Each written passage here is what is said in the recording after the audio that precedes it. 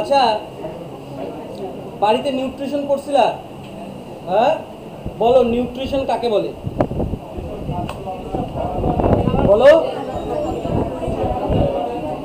খাদ্য সামগ্রী গ্রহণ করে ধারাবাহিক পদ্ধতিতে খাদ্য মধ্যস্থ স্মৃতিশক্তিকে ব্যবহারযোগ্য শক্তিতে রূপান্তরিত করাটাই হচ্ছিল কি পুষ্টি বা নিউট্রিশন। আচ্ছা, খাদ্য কাকে বলে? বলো। যেসব আহার্য সামগ্রী গ্রহণ করলে দেহে বৃদ্ধি ঘটে, পুষ্টি হয়, ক্ষয়পূরণ ঘটে, তাদেরকে কি বলবো? খাদ্য। বলো খাদ্য কি কি? কার্বোহাইড্রেট, প্রোটিন, ফ্যাট, খনিজ।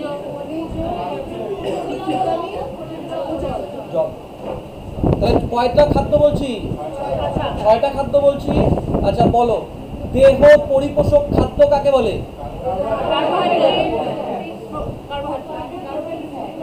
Carbohydrate, protein, fat. আর দেহ সংরক্ষক খাদ্য কাকে বলে? কি কি? জল, খনিজ, ভিটামিন, তাই না? তার মধ্যে আমরা কি করছিলাম? কার্বোহাইড্রেট। তাহলে কার্বোহাইড্রেট কার্বনিক যৌগ না অকার্বনিক? কার্বোহাইড্রেট কি কি নিয়ে তৈরি হয়? বলো। কার্বোহাইড্রেটের সরলতম রূপ কি? গ্লুকোজ বা মনোস্যাকারাইড। বলো গ্লুকোজের সংকেত বলো। কার্বন, হাইড্রোজেন আর অক্সিজেনের অনুপাত বলো। বলো। কার্বোহাইড্রেটে হাইড্রোজেন এবং অক্সিজেন অনুপাত বলেন আগে 2:1, তাই তো? কার্বোহাইড্রেট গঠনগত দিক থেকে কার্বোহাইড্রেট কয় প্রকার? কি কি? মনোস্যাকারাইড কাকে বলে? এক শর্করা অনুযুক্ত। মনোস্যাকারাইডের উদাহরণ বলো। সব থেকে মিষ্টি শর্করা গ্লুকোজ কিসে কিসে পাই? আঙুর, খেজুর ইত্যাদি। আচ্ছা, আমি কালকে একটা জিনিস বলতে ভুলে গেছিলাম। যদি বলি যে উদ্ভিজ্জ কার্বোহাইড্রেট কোনগুলো, এই যে আম, কলা, কমলা লেবু, আখ, এগুলো হচ্ছিল কার্বোহাইড্রেটের উৎপাদন করে। যদি বলি প্রাণীজ, লিভার, কি প্রাণীর লিভার, যকৃৎ, তাই তো? অল্প পরিমাণে কার্বোহাইড্রেটও পাওয়া যায়। কেন পাওয়া যায় বলুন? গ্লাইকোজেন রূপে বলে আছে। আচ্ছা, এইবার সব থেকে মিষ্টি শর্করা কোনটা? ফ্রুক্টোজ কিসে কিসে পাওয়া যায়? মধু, কলা, আম, কমলা লেবু, মধুতেও কি পাওয়া যায়? ফ্রুক্টোজ। ডাইস্যাকারাইডের উদাহরণ বলো। কি কি? Maltase, sucrase. আচ্ছা বলো, মল্টোজ কি কি নিয়ে তৈরি হয়? বলো বলো। গ্লুকোজ, গ্লুকোজ নিয়ে মল্টোজ। মল্টোজ কিসে পাওয়া যায়? রুটিতে আর মধুতেও। তারপরে মল্টোজের পরে কি? সুক্রোজ কি কি নিয়ে তৈরি? আমাদের ডাইস্যাকারাইডের সবগুলোতেই গ্লুকোজ মাস্ট থাকবেই, ঠিক আছে তো? তারপরে বলো ল্যাকটোজ কি কি নিয়ে তৈরি? গ্লুকোজ আর ল্যাকটোজ কিসে কিসে পাই? তারপরে পলিস্যাকারাইড কি কাকে বলে? তিনের বেশি। উদাহরণ বলো। Starch, glycogen. মানুষ কোন কার্বোহাইড্রেট হজম করতে পারে না? সেলুলোজ। স্টার্চ তো আমাদের মুখেই হজম হয়। স্টার্চ দিয়ে কি তৈরি করি? আর গ্লাইকোজেন সঞ্চিত রাখি গ্লুকোজকে। তারপরে বলো প্রোটিন বাঁচোয়া খাদ্য কাকে বলে? 1 গ্রাম কার্বোহাইড্রেট দহনে কি 4.0 কিলো ক্যালোরি। 2 লেখা আছে না? 4.0 করে তো এটা সবাই করবা, কিন্তু 4.0 করো। 4.0 করবা, 4.0 কি কিলো ক্যালোরি তাপন। তাহলে কার্বোহাইড্রেট তাপন মূল্য কত? 4.0। সবাই মুখস্থ করছো তো? এইবার আজকে কি করব? আজকে পড়বো প্রোটিন।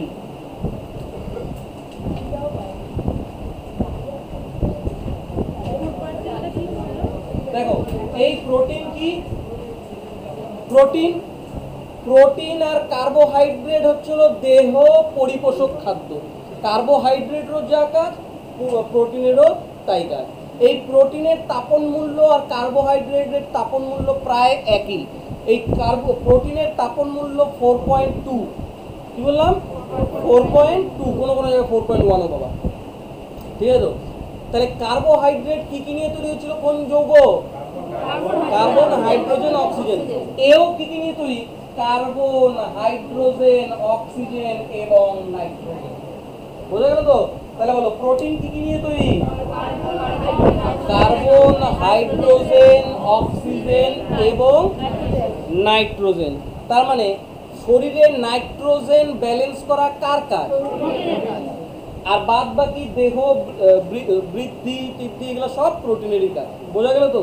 তাহলে বলো 1 গ্রাম প্রোটিন দহনে কত কিলো ক্যালোরি? নাইট্রোজেন ব্যালেন্স করা কার? কার মধ্যে নাইট্রোজেন পাওয়া যায়? প্রোটিনের মধ্যে। বোঝা গেল তো? এই প্রোটিন আর কিছুই না, প্রোটিন হচ্ছে হলো অ্যামাইনো অ্যাসিডের বন্ধন। কি বললাম? প্রোটিন কি? অ্যামাইনো অ্যাসিডের বন্ধন। তাহলে আবার একবার রিপিট করি, প্রোটিন কাকে বলে? যে জৈব যৌগ কার্বন, হাইড্রোজেন, অক্সিজেন এবং নাইট্রোজেন দ্বারা তৈরি হয় তাকে কি বলা হয়? প্রোটিন। প্রোটিন দহন 1 গ্রাম প্রোটিন দহনে কি কত ক্যালোরি পাবো? বিশাল 4 কত ক্যালোরি? প্রোটিন প্রোটিন আসলে কি বলো?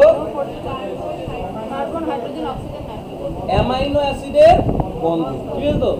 এই প্রোটিন আমাদের মানব দেহে 20টা অ্যামাইনো অ্যাসিড প্রয়োজন। কি বললাম? 20টা অ্যামাইনো অ্যাসিড প্রয়োজন। তার মধ্যে 10টা আমাদের শরীরেই সংশ্লেষ ঘটে। কি বললাম? 10টা আমাদের শরীরেই। এই 10টাকে বলা হয় অনাবশ্যক অ্যামাইনো অ্যাসিড। কি বললাম? অনাবশ্যক অ্যামাইনো অ্যাসিড কাকে বলে বলো? সরি, অনাবশ্যক অ্যামাইনো অ্যাসিড কাকে বলে? আমাদের শরীরের মধ্যে যেই 10টা অ্যামাইনো অ্যাসিড আমরা সংশ্লেষ করি তাদেরকে কি বলবো? অনাবশ্যক। আর বলো আমাদের মানব শরীরে কতগুলা অ্যামাইনো অ্যাসিড দরকার? এই 20টা মিলেই এখনো প্রোটিন তৈরি হয়, তাই না? তার মানে বলো, কেননা প্রোটিন মানে কি বললাম? অ্যামাইনো অ্যাসিডের বন্ধন। কতগুলো অ্যামাইনো অ্যাসিড নিয়ে তৈরি হবে? আসো কেন? 20টা। 20টার মধ্যে 10টা কোথায় থাকে? যেহেতু শরীরে থাকে, সবসময় মনে রাখবা নিজের লোকের দাম কম, তাই না? শরীরে থাকে তাই জন্য এটা হচ্ছিল প্রয়োজন নাই, তার জন্য হচ্ছিল অনাবশ্যক। ঠিক আছে তো? আর বাকি 10টা কোথা থেকে নিব? বাইরের থেকে নিব। যেহেতু বাইরের থেকে নিতে হবে, তার জন্য বাইরের থেকে যে 10টাকে নিব, এই 10টাকে বলা হয় আবশ্যক, এসেনশিয়াল অ্যামাইনো অ্যাসিড। ঠিক আছে তো? তাহলে বলো অনাবশ্যক অ্যামাইনো অ্যাসিডের সংখ্যা আর আবশ্যক অ্যামাইনো অ্যাসিড, এই 10টা আমরা কোথা থেকে জোগাড় করি? বাইরের খাবার দাবার থেকে। ঠিক আছে তো? এই 10টার নাম তোমাকে মুখস্থ করতে হবে। আবশ্যক অ্যামাইনো অ্যাসিড। পরীক্ষা প্রশ্ন জিজ্ঞাসা করে কোনটা এদের মধ্যে এসেনশিয়াল অ্যামাইনো অ্যাসিড। ঠিক আছে তো? কি কি? ভ্যালিন। কি বললাম? ভ্যালিন। আরেকটা কি? লিউসিন। Valine, leucine, isoleucine.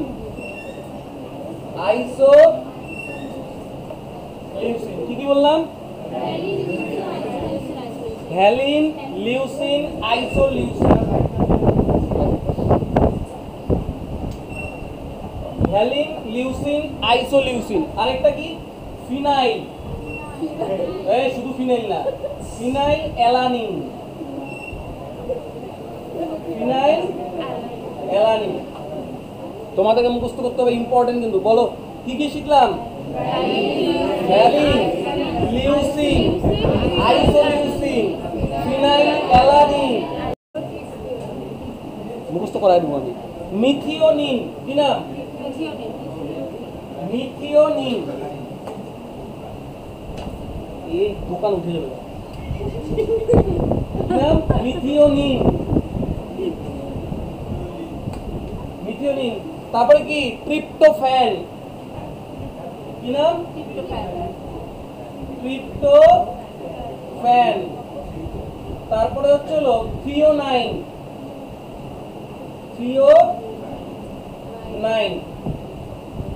থ্রিওনাইন। তারপরে হিস্টিডিন। হিস্টিডিন নামটা খুব শুনছো।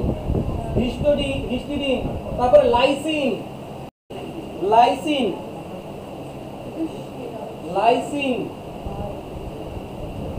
আর্জিনিন। কয়টা হলো? 1 2 3 4 5 6 7 8। বলো অপরিহার্য অ্যামাইনো অ্যাসিডের সংখ্যা। এই 10টা আমরা কোথা থেকে জোগাড় করি? বাইরের থেকে। আমার সাথে বলবা, বোর্ডে তাকাবে না। ভ্যালিন। কি নাম? আবার বলো কি? লিউসিন। তারপরে লিউসিনের মতো নেই, আইসোলিউসিন। আবার বলো ভ্যালিন, লিউসিন, আইসোলিউসিন। তারপরে ফিনাইল। দেখে না? Phenyl alanine. মিথিওনিন। তারপরে কি? ট্রিপ্টোফ্যান। তারপরে থ্রিওনাইন।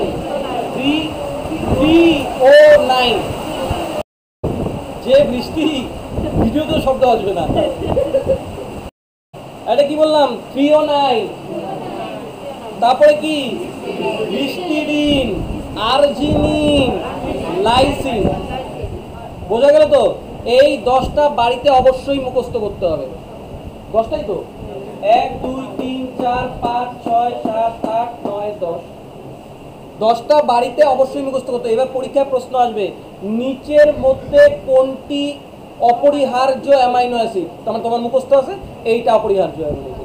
এবার যদি জিজ্ঞাসা করে নিচের কোনটি অপরিহার্য অ্যামাইনো অ্যাসিড নয়, তার মানে এইখান থেকে 3টা থাকবে, বাকি একটা থাকবে না, ওইটাই হচ্ছিল আমাদের অপরিহার্য অ্যামাইনো অ্যাসিড। পারবা তো? আমি তোমাদের পিডিএফে দুইটাই লিখে দিছি, মানে অ্যাসেনশিয়ালও লিখে দিছি, নন অ্যাসেনশিয়াল দুইটাই লেখা আছে। তোমরা শুধু অ্যাসেনশিয়ালটা মুখস্থ করলেই হবে। বোঝা গেল তো? তাহলে বলো প্রোটিন কি কি দ্বারা নির্মিত?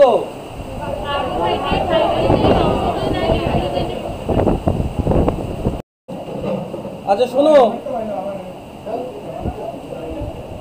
অপরিহার্য অ্যামাইনো অ্যাসিড বুঝছো? অপরিহার্য অ্যামাইনো অ্যাসিডের সংখ্যা কি? কয়টা? 10টা। অপরিহার্য অ্যামাইনো অ্যাসিডের উদাহরণ কয়টা? এটা। ঠিক আছে তো? এইবার 2 ধরনের প্রোটিন হয়। কয় ধরনের প্রোটিন বললাম? 2 ধরনের। এই অপরিহার্য অ্যামাইনো অ্যাসিডগুলোর প্রায় সবগুলাই যেই প্রোটিনে পাই সেটাকে বলা হয় প্রথম শ্রেণীর প্রোটিন। কি বললাম? প্রথম শ্রেণীর প্রোটিন কাকে বলবো? এই 10টার প্রায় সবগুলাই যেই প্রোটিনগুলোতে পাবো সেইটাই হচ্ছিল প্রথম শ্রেণীর প্রোটিন। আর এই প্রথম শ্রেণীর প্রোটিন মানে প্রাণীজ প্রোটিন। বোঝা গেল কি বললাম? তাহলে প্রথম শ্রেণীর প্রোটিন কাকে বলা হয়? প্রাণীজ প্রোটিনকে। আবারও ভালোভাবে বললে কি, এই যে অপরিহার্য অ্যামাইনো অ্যাসিডগুলা সবগুলাই যেটাতে পাওয়া যাবে সেটাই হচ্ছে প্রথম শ্রেণীর প্রোটিন। তাহলে দ্বিতীয় শ্রেণীর প্রোটিন কাকে বলবো? সবগুলা যেটাতে পাওয়া যাবে না সেটাই হচ্ছিল দ্বিতীয় শ্রেণীর প্রোটিন। আর এটা কোন প্রোটিন? উদ্ভিজ্জ প্রোটিন। বোঝা গেল তো? তাহলে কি বললাম? প্রথম শ্রেণীর প্রোটিন কাকে বলে? এই অপরিহার্য অ্যামাইনো অ্যাসিডগুলোর সবগুলাই যেটাতে পাওয়া যাবে সেটা প্রথম শ্রেণীর প্রোটিন মানে প্রাণীজ প্রোটিন, আর যেটাতে পাওয়া যাবে না সেটা দ্বিতীয় শ্রেণীর প্রোটিন মানে উদ্ভিজ্জ প্রোটিন। বোঝা গেল তো? এই প্রোটিনের উৎস কি? এর আগের দিনই বলছি, প্রোটিনের উৎস হচ্ছিল ডাল, তারপরে কি সয়াবিন, তারপরে কি মাশরুম। ডাল, সয়াবিন, মাশরুম, মাছ। প্রোটিনের ভালো উৎস কি? মাছ। ঠিক আছে তো? মাছ, মাংস, এগুলা। বোঝা গেল তো? তাহলে বলো প্রোটিনের উৎস কি কি? বোঝা গেল তো? এই প্রোটিন আরো 3 ধরনের হয়। গঠনগত হিসাবে প্রোটিন কয় ধরনের? 2 ধরনের। একটা হচ্ছিল সিম্পল বা সাধারণ প্রোটিন, আরেকটা কনজুগেটিভ বা যুগ্ম প্রোটিন, আরেকটা হচ্ছিল প্রাপ্ত ডিরাইভ প্রোটিন। কি বললাম, গঠনগত হিসাবে প্রোটিন কয় প্রকার? তিন প্রকার। কি কি? সাধারণ, যুগ্ম এবং প্রাপ্ত। সাধারণ প্রোটিন কাকে বলবো? যেই সব প্রোটিনগুলা শুধুমাত্র অ্যামাইনো অ্যাসিড দ্বারাই নির্মিত তাদেরকে বলা হয় সাধারণ প্রোটিন। বোঝা গেল তো? কি কি? সাধারণ কি? অ্যালবুমিন, গ্লোবিউলিন, গ্লোবুলিন একই ব্যাপার। গ্লোবিউলিন আর কি? প্রোটামিন। বলো, সাধারণ প্রোটিন কাদেরকে বলবো? শুধুমাত্র অ্যামাইনো অ্যাসিড দ্বারা নির্মিত যেগুলো, সেগুলো কি? সরল প্রোটিন বা সাধারণ প্রোটিন। তার মানে সরল প্রোটিনের উদাহরণ কি কি? অ্যালবুমিন, গ্লোবিউলিন আর প্রোটামিন। ঠিক আছে তো? এবার আসি সংযুক্ত বা যুগ্ম বা কনজুগেটিভ। এইগুলা কাকে বলবো? অ্যামাইনো অ্যাসিড ছাড়াও অন্যান্য জিনিস দ্বারা যে প্রোটিনগুলো তৈরি হয় তাদেরকে কি বলবো? যুগ্ম প্রোটিন। আবার কি বললাম? অ্যামাইনো অ্যাসিড দিয়ে তো প্রোটিন তৈরি হবে, অ্যামাইনো অ্যাসিড ছাড়াও অন্যান্য পদার্থ দ্বারা যে প্রোটিন গঠন হয় সেটা কি? যুগ্ম প্রোটিন। যেমন কি? যেমন হিমোগ্লোবিন। কি? হিমোগ্লোবিন। এবার বলো তো, হিমোগ্লোবিন প্রোটিন অ্যামাইনো অ্যাসিড দ্বারা নির্মিত, তাহলে এটা বাইরের জিনিস কি আছে? লৌহ ঘটিত যৌগ না? তার মানে কি আছে? বাইরের। তার মানে এটা কি কি প্রোটিন? যুগ্ম প্রোটিন। আরেকটা কি বলবো তোমরা জানো? বলো। হিমোসায়োনিন। তাহলে বাইরের জিনিস এটা কোনটা? এটা তাম্র ঘটিত যৌগ। তারপরে আছে লাইপোপ্রোটিন, গ্লাইকোপ্রোটিন। আর কি কি? লাইপোপ্রোটিন আর গ্লাইকো। লাইপো আর গ্লাইকো। লাইপোপ্রোটিন, গ্লাইকো। তাহলে দেখো, তাহলে বলো গঠনের দিক থেকে প্রোটিন কয় প্রকার? কি কি? সরল, যুগ্ম, প্রাপ্ত। আবার বলো, প্রোটিন কয় প্রকার গঠনের দিক থেকে? বলো। তিন প্রকার। কি কি? ওই তো, সরল, যুগ্ম আর প্রাপ্ত। সরল প্রোটিন কাকে বলবো? শুধুমাত্র অ্যামাইনো অ্যাসিড দ্বারা নির্মিত যে প্রোটিন সেটা কি? সরল প্রোটিন। সরল প্রোটিনের উদাহরণ কি কি? গ্লোবিউলিন, অ্যালবুমিন আর কি? প্রোটামিন। আবার বলো, সরল প্রোটিনের উদাহরণ গ্লোবিউলিন, অ্যালবুমিন আর প্রোটামিন। আর যুগ্ম কি? যুগ্ম কাকে বলে? যুগ্ম অ্যামাইনো অ্যাসিড ছাড়াও বাইরের অন্য পদার্থ দ্বারা নির্মিত তাদের কি বলবো? যুগ্ম প্রোটিন। যুগ্ম প্রোটিন কি কি? হিমোগ্লোবিন, হিমোসায়ানিন, লাইপোপ্রোটিন আর কি? গ্লাইকোপ্রোটিন। এইবার বোঝো প্রাপ্ত। প্রাপ্ত বা ডিরাইভ প্রোটিন কাকে বলবো? আমাদের পাচনের পরে উৎপন্ন প্রোটিনকে কি বলবো? Derive protein. কি বলবো? পাচনের পরে। তাহলে কি বলো দেখি? আমরা পাচন করে আসছিলাম পেপটন, মনে আছে? কি? পেপটন। তারপরে কি? পেপটাইড, ওটাকে পলিপেপটাইড বলি। কি বলবো? পেপটন, পলিপেপটাইড, হ্যাঁ, মেটাপ্রোটিন, ইত্যাদি। বুঝছো? তাহলে বলো, আবার বলো, প্রাপ্ত প্রোটিন বা লব্ধ প্রোটিন, ডিরাইভ প্রোটিন কাদেরকে বলবো? পাচনের পরে উৎপন্ন প্রোটিনটাকে কি বলবো? লব্ধ প্রোটিন। কি কি? পেপটন, পলিপেপটাইড, তারপরে মেটাপ্রোটিন ইত্যাদি। বোঝা গেল তো? আচ্ছা, প্রোটিনের উৎস কি কি বলছিলাম? ডাল, সয়াবিন, মাছ, মাংস, ডিম, হ্যাঁ, তারপরে মাশরুম, এগুলা কি প্রোটিনের উৎস। এই 10 রকমের অপরিহার্য অ্যামাইনো অ্যাসিড যাদেরকে যেখানে পাবো সেটাকে কি বলবো? প্রথম শ্রেণীর প্রোটিন কাদেরকে বলি? আর দ্বিতীয় শ্রেণীর প্রোটিন? এইটুকু বোঝা গেছে তো? আচ্ছা, প্রোটিনের তাপমাত্রা কত? 4.1 বলবো। ওইটা 4.0 যদি হয় তাহলে এটা 4.1 বলবো। বোঝা গেল তো? আচ্ছা, নাইট্রোজেন ব্যালেন্স করা কার কাজ? এই প্রোটিনের অভাবে দুইটা রোগ হয়। প্রোটিনের অভাবে কি রোগ হয়? কোয়াশিয়রকর এবং ম্যারাসমাস। প্রোটিনের অভাবে কি কি রোগ হয়? কোয়াশিওকর মেলাসমাস। কোয়াশিওকর এবং ম্যারাসমাস। ঠিক আছে তো? আমি তোমাদেরকে আগেই পড়ে আসছি। বলো তো দুধে কি প্রোটিন পাওয়া যায়? কে বলতে পারবে? ক্যাসিন। দুধে কি পাওয়া যায়? ক্যাসিন। মাংসপেশিতে বলো। বাহ, মাংসপেশিতে মায়োসিন। মাংসপেশিতে মায়োসিন। মুখস্থ তো। হাড়ে বলো, হাড়ে। বাহ, তুমি তো পড়ছো তো তাহলে। ওসিন। আচ্ছা, দুধে কি ছিল? বোঝা গেল তো? আচ্ছা, তারপরে যেমন যদি বলে রক্তে,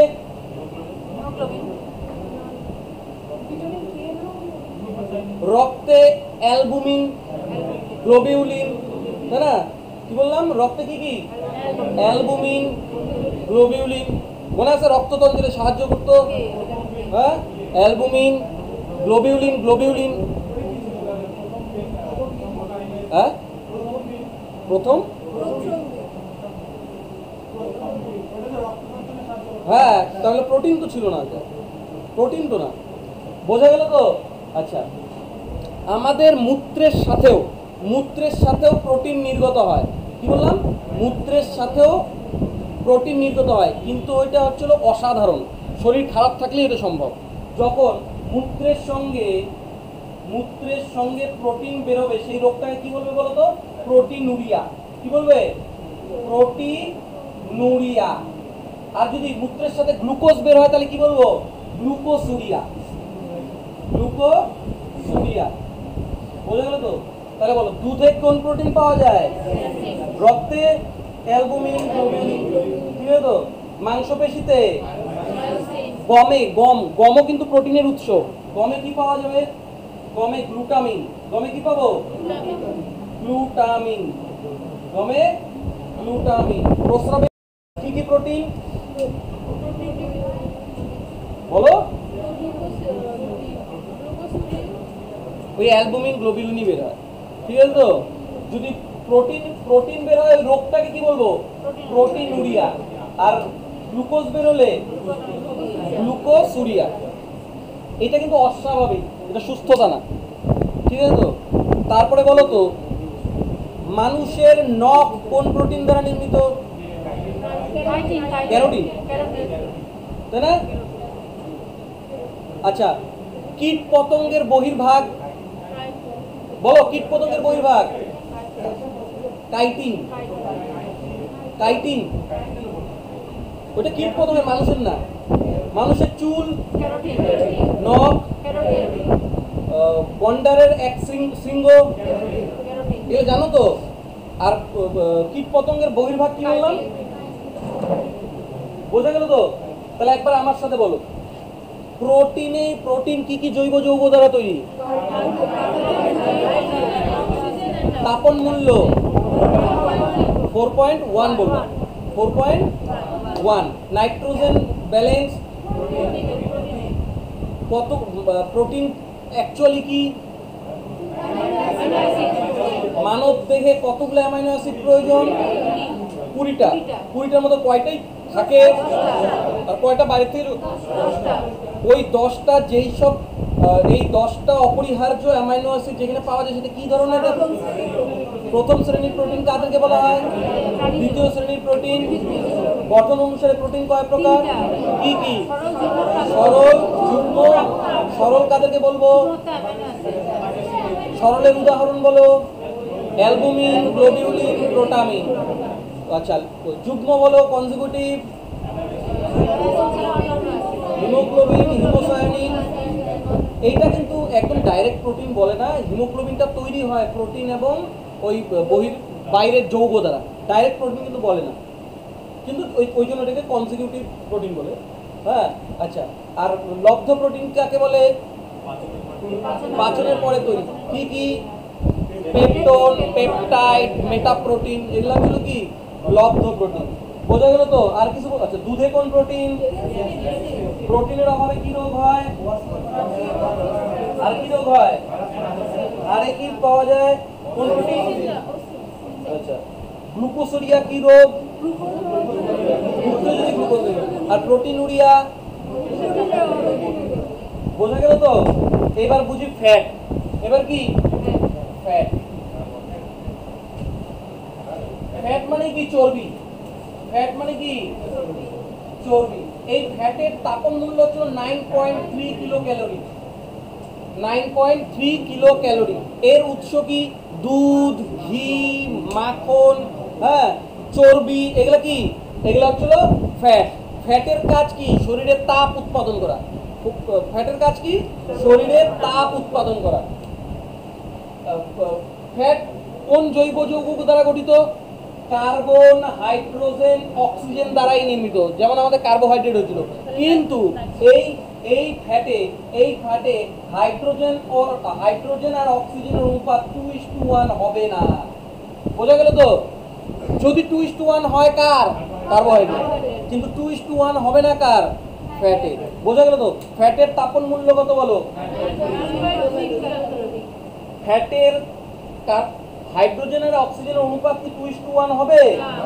হবে না। বোঝা গেল তো? আচ্ছা, প্রোটিনের গঠনগত একক কি বলছিলাম? প্রোটিনের গঠনগত একক অ্যামাইনো অ্যাসিড। প্রোটিনের গঠনগত একক। আর ফ্যাটের গঠনগত একক কি?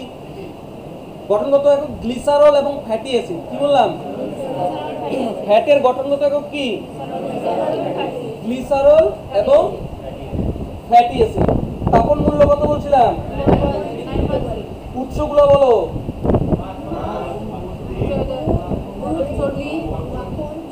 ডিম, চর্বি, বাটার, দুধ, ঘি, এগুলো হচ্ছিল ফ্যাট। বোঝা গেল তো? ফ্যাট শরীরে মাত্র তাপ উৎপাদন করে। দেখো না, খাসির মাংস খাওয়ার পরে শরীরটা গরম হয়ে যায় না প্রচন্ড? খাসির মাংস খাওয়া অনেক লোক মারাও গেছে। ঠিক আছে তো? ফ্যাট হচ্ছিল শুধুমাত্র শরীরে তাপ উৎপাদন করে। ফ্যাটের কাজ হচ্ছিল শুধুমাত্র তাপ উৎপাদন করা, আর কিছু না। ঠিক আছে তো?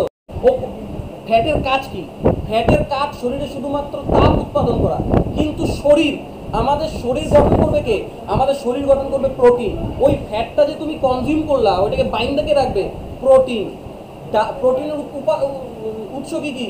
ডাল, মাছ, তারপরে তোমার ওই সয়াবিন, এগুলোর একটাও ও খায় না। বুঝো? এগুলো তার জন্য ওই ফ্যাটটাকে বাইন্দে রাখতে পারে। বোঝা গেল তো?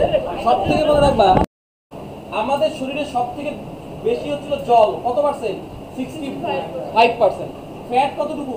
ফ্যাট হচ্ছিল 16%। প্রোটিন কতটুকু?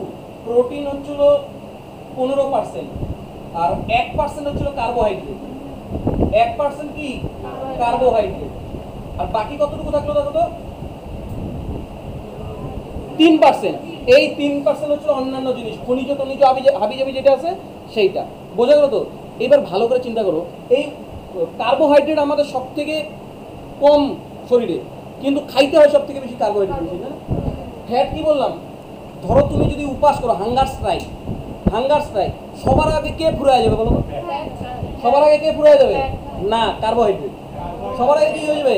কার্বোহাইড্রেট। এইবার তোমার শরীরে প্রোটিন যদি না থাকে, প্রোটিন যদি খায় না, বাইচে থাকার উৎস কি? কার্বোহাইড্রেট। কেননা কার্বোহাইড্রেট প্রোটিনের ইয়ে করো, ওইকে প্রোটিন বাঁচোয়া খাদ্য বলে। তো যদি কথার কথা প্রোটিনও থাকে, তারপরে কার্বোহাইড্রেটের পরে কি হবে? কার্বোহাইড্রেটের পরে কি হবে? কার্বোহাইড্রেটের পরে হবে ফ্যাট। কার্বোহাইড্রেটের পরে কি হবে? ফ্যাট। কেননা তুমি যদি হাঙ্গার স্ট্রাইক করো, কার্বোহাইড্রেট শেষ হয়ে যাবে, খিদা পাবে, তারপরে তোমার শরীরের যত ফ্যাট আছে, আমাদের হাতের তলা দেবে, এটা কিন্তু ফ্যাট। ব্যথা কম লাগে, পায়ের তলা ব্যথা কম লাগে, আমাদের পেট ব্যথা কম লাগে, টিপলে পরে ব্যথা লাগবে। এটা কি ভালো বলো? কার্বোহাইড্রেটের পরে কে ক্ষয় হবে? ফ্যাট। এবার ফ্যাটও যদি শেষ হয়ে থাকে, তারপর তোমার প্রোটিন, মানে পুরা শরীর গলতে থাকবে। পুরা শরীর দেখবা একদম চিপসা হয়ে যায়, একদম মাংস টাংস পড়ে যায়। যতক্ষণ পর্যন্ত তোমার চর্বি শরীরে থাকবে, ততক্ষণ তুমি বাইচা থাকতে পারবা। কিন্তু যখনই ফ্যাট শেষ হয়ে যাবে, তখন তোমার পুরো শরীর গলে যাবে, একদম বিছানার সঙ্গে শুয়ে পড়বে, বোঝাই যাবে না। বোঝা গেল তো? তাহলে কার্বোহাইড্রেট, প্রোটিন, ফ্যাট, বোঝা গেল তো? আদার্স কিছু ছিল না। এরপরের দিন আমি খনিজ, ভিটামিন এইটাতে ঢুকবো। বোঝা গেল তো? বলো, ফ্যাটের তাপন মূল্য সব থেকে বেশি তাপন মূল্য কার? ফ্যাটের। তারপরে কার? প্রোটিন। তারপরে কার? ঠিক আছে তো? কার্বোহাইড্রেটের কত? 4.0 শরীরে সব থেকে বেশি কি পাওয়া যায়? জল। তারপরে কি? তারপরে তারপরে তারপরে তাপ তৈরি করা, তাপ। 1 গ্রামের হিসাব। কার্বোহাইড্রেট 1 গ্রাম কনজিউম করলে 4.0, প্রোটিন 1 গ্রাম খাইলে পরে 4.1, আর ফ্যাট 1 গ্রাম খাইলে পরে 9.3 কিলো ক্যালোরি। সব থেকে বেশি তাপ। ওই যে বললাম না, খাসির তেল খাবা, খাসির মাংস খাবা, দেখবা শরীর একদম, অনেক লোক মারাও গেছে। বোঝা গেল তো? লিপিড, এই রনি, কার্বোহাইড্রেট, প্রোটিন, ফ্যাট, কোনো সমস্যা নাই তো? সোহিনী, বিশাল, তোমাদের মনে থাকবে তো? তাহলে অপরিহার্য যে অ্যামাইনো অ্যাসিড কয়টা? বাড়িতে মুখস্থ করবা।